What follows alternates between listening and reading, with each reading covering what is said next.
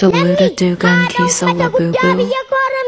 Deesse sabar jawi Ethiopia marsani oksani jajani farsani simale jedhani itti godaanani saamani saamsisuuf yeroo itti galan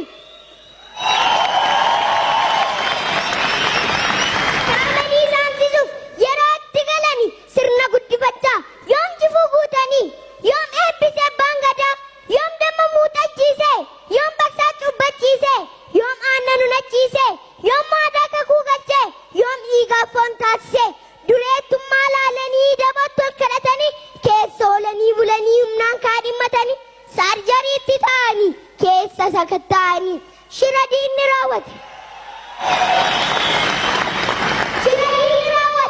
roorroo Oromoon baatte ana xiqqashuu miti harmee Oromiyaatu hortee isheetiif dubbate marri maanna cicciru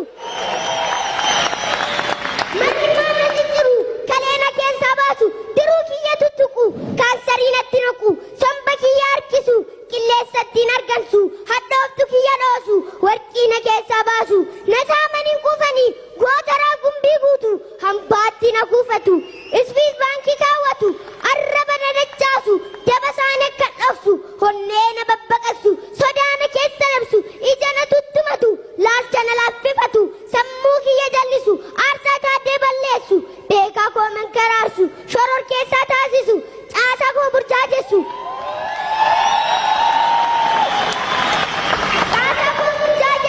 taayitaa sobaa baachisu caasaa onneen atame kan mattaan faallame diinatti reeffata lammii ofiitti goota ni ajjeesanii ni gama ni kakata eenyummaa isaa gurgura diinaaf ni jilbeeffata nyaaphaa wajjin ofata wal gurgura wal nyaata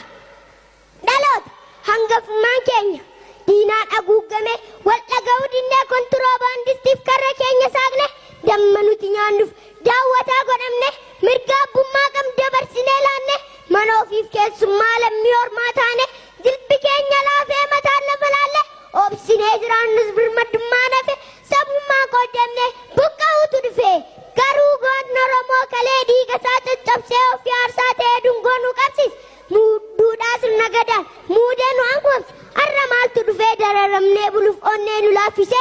acuuccaa fi roorroo shira nu hukkaamse lagaan nu qoqqoodee eenyummaa balleesse qabsoofnee mo'achuuf seena bade galchuuf qeerransi qeerroo Oromoo jettiin qilleensa raasu misaa'illi Itoophiyaa kan addunyaa warraaqsu. Waaw walaloo namatti toludha akkuma atiyyuu jettee walaloo jaallatamuu fi kan namatti toludha. Mee gara qabxii keenya jalqabaattiin si deebisaa barnoota